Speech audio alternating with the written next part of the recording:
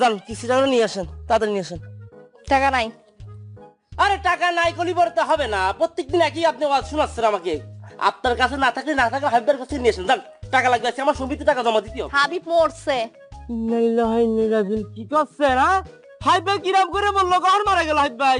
পচা মাছ কিনা লিয়েছে, পচা মাছের গন্ধে বাড়ির উঠানে ভাই স্টক করছে। দেখেন না আপনি মাছ পরে দিচ্ছে এখনো। হ্যাঁ সেটাই তো দেখতেছি।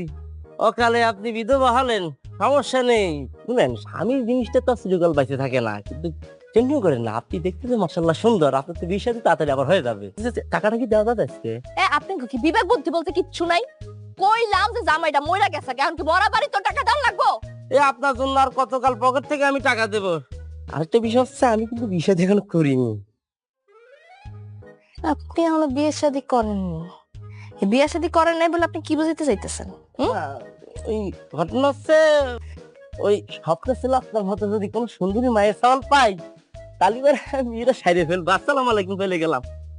বেয়াদা মানুষ। এগুলোর দোজকের মধ্যে গেলে অন্য বউয়ের দিকে নজর দেওয়া লাগবো।